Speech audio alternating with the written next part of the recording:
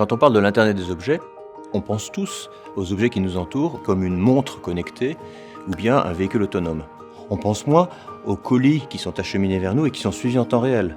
On pense moins aux véhicules connectés qui envoient des alertes en cas d'accident, aux usines robotisées, les lampadaires connectés, les places de parking connectées, les bennes à ordures connectées, voire même les arbres connectés pour rendre les villes plus intelligentes. À terme, avec les progrès de l'électronique, c'est l'ensemble des objets manufacturés qui pourraient être dotés de capteurs, d'un tout petit peu d'intelligence et de capacité de communication, ce qui permettra de relier des dizaines de milliards d'objets à l'Internet. Pour faire face à ce défi de l'Internet des objets à très grande échelle, la recherche mondiale et la recherche d'Orange sont mobilisées sur 3 enjeux. Le premier de ces enjeux, c'est la connectivité adaptée aux besoins des objets connectés.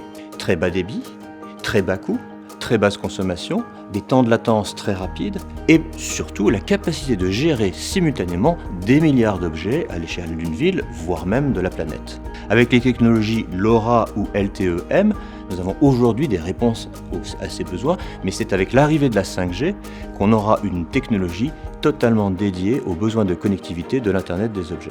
Le deuxième défi, c'est celui de permettre aux objets et aux services de se parler.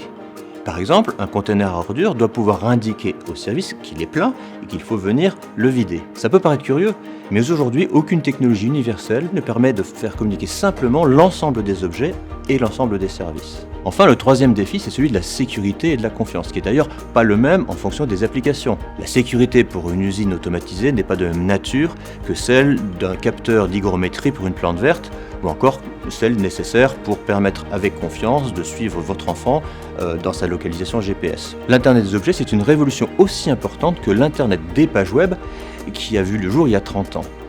Avec l'Internet des pages web, c'est l'ensemble des activités humaines qui manipulaient des données et des connaissances qui a été modifié par la transformation numérique. À terme, c'est donc l'Internet que nous connaissons qui sera très largement imbriqué avec le monde physique grâce à l'Internet des objets. C'est ça la véritable révolution de l'Internet des objets.